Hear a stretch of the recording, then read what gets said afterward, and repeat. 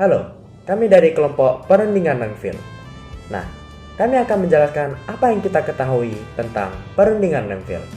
Sebelum itu, saya akan memperkenalkan teman-teman yang ada di kelompok saya, yaitu ada Alice, Valencia Natali, Kalista, Jennifer, Juliana, Alvaro, Wilmax, dan saya, Vincent.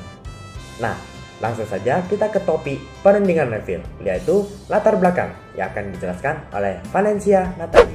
Di sini saya akan menjelaskan latar belakang Perundingan Renville. Perundingan Renville dilatar belakangi oleh agresi militer Belanda I pada tanggal 21 Juli 1947. Tindakan ini melanggar perjanjian Linggarjati dan menimbulkan ketegangan baru antara Belanda dan Indonesia. Serangan Belanda mendapatkan perhatian internasional dan dikecam oleh banyak negara.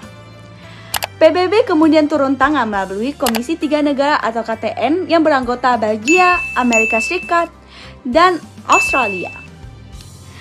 Untuk menengahi perselisihan tersebut, Indonesia dan Belanda akhirnya melakukan perundingan di atas kapal perang Amerika Serikat US Renville pada Desember 1947 sampai Januari 1948. Selanjutnya akan dijelaskan oleh rekan saya. Baik, saya akan menjelaskan proses dari Perundingan Renville, yang dimana delegasi Indonesia yang diketuai oleh Amir Syarifuddin, delegasi Belanda yang diketuai oleh Abdul Qadir Wijojo Atmojo, Dr. Frank B. Graham sebagai ketua dari pihak netral atau Angkatan Serikat, KTN mengusulkan agar perundingan dilakukan di tempat netral, yaitu kapal Angkatan Laut AS bernama USS Renville. Awalnya Belanda tidak ingin melakukan perundingan, namun kombinasi tekanan politik dan kerugian finansial yang memaksa Belanda menyadari bahwa solusi militer tidak efektif, sehingga mereka bersedia kembali ke meja perundingan di atas kapal USS Renville untuk mencari jalan keluar damai. Perundingan dimulai pada 8 Desember 1947. Prosesnya berjalan sangat alot karena pada saat itu Belanda sangat kuat, yang dimana Belanda memegang kekuasaan di beberapa daerah Indonesia, sehingga Belanda melakukan tuntutan yang berat seperti pengakuan wilayah yang lebih sempit untuk Indonesia dan penarikan pasukan TNI dari wilayah yang diduduki Belanda. Selanjutnya saya akan menjelaskan mengenai hasil dari Perundingan Renville. Yang pertama adalah Belanda hanya mengakui wilayah Jawa Tengah, Yogyakarta, dan juga Sumatera sebagai bagian dari wilayah Republik Indonesia. Yang kedua, adanya sebuah garis demarkasi ataupun yang sering disebut sebagai garis Van Hoek yang memisahkan wilayah Indonesia dengan daerah pendudukan Belanda. Yang ketiga, TNI harus ditarik mundur dari daerah-daerah yang telah diduduki oleh Belanda, yaitu Jawa Barat dan juga Jawa Timur. Yang keempat, pihak Indonesia harus menyetujui dibentuknya Republik Indonesia Serikat dengan segera, dan negara Republik Indonesia merupakan salah satu negara bagian dari Republik Indonesia Serikat. Yang kelima, Belanda bebas membentuk negara-negara bagian di daerah-daerah yang didudukinya dengan melakukan jejak pendapat terlebih dahulu. Tanggapan Indonesia mengenai perundingan Renville yaitu masyarakat Indonesia menerima hasil perundingan tersebut dengan terpaksa sebagai taktik diplomasi. Masyarakat merasa dirugikan karena wilayah Republik Indonesia semakin dipersempit, hanya Jawa Tengah, Yogyakarta, dan sebagian Sumatera. Rakyat kecewa karena hasil perundingan dianggap melemahkan perjuangan. Timbul perpecahan politik dan ekonomi di dalam negeri juga. Ekonomi Republik Indonesia juga semakin terpuruk karena wilayah yang dikuasai semakin sempit. Sumber daya, perkebunan, pelabuhan, dan jalur perdagangan banyak jatuh ke tangan Belanda. Sedangkan tanggapan Belanda mengenai perundingan Renville dianggap hasil perundingan sebagai kemenangan diplomasi karena berhasil mempersempit wilayah Republik. Mereka berusaha melegitimasi kekuasaan mereka atas daerah-daerah yang direbut melalui garis Van Hoek. Melihat Republik Indonesia sebagai pemerintahan lemah yang hanya menguasai wilayah terbatas, mereka tetap ingin melanjutkan kontrol politik dan ekonomi di Indonesia, sehingga kemudian terus mencari cara untuk menekan Indonesia bahkan akhirnya melanggar perjanjian dengan melancarkan agresi militer kedua.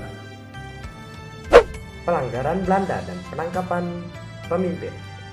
Pada tanggal 19 Desember 1948, Belanda melancarkan agresi militer Belanda II. Nah, pada saat itu, Belanda melanggar perjanjian yang ada. Mereka menyerang dan menduduki kota Yogyakarta, yang saat itu menjadi ibu kota Republik Indonesia.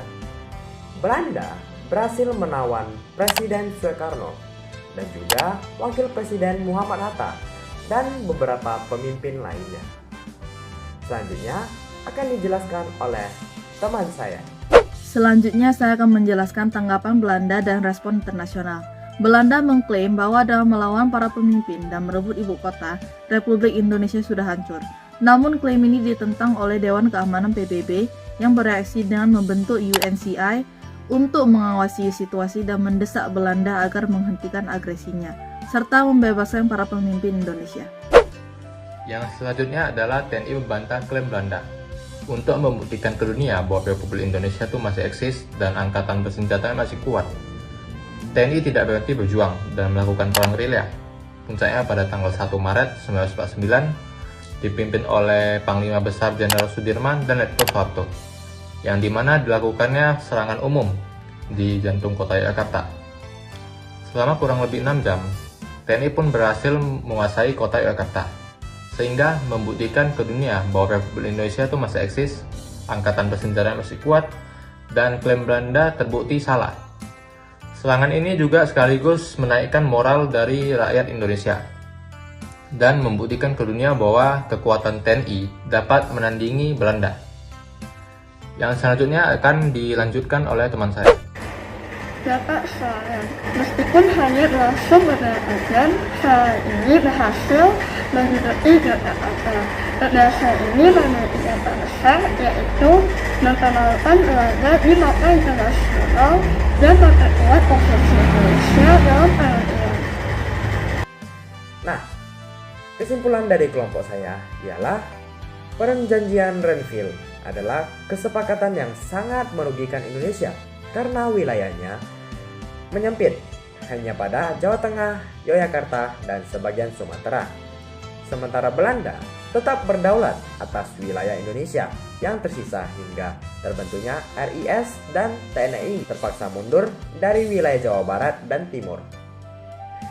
Perjanjian ini juga menyebabkan blokade ekonomi, kekecewaan publik, bahkan memicu pemberontakan dari agresi militer Belanda II.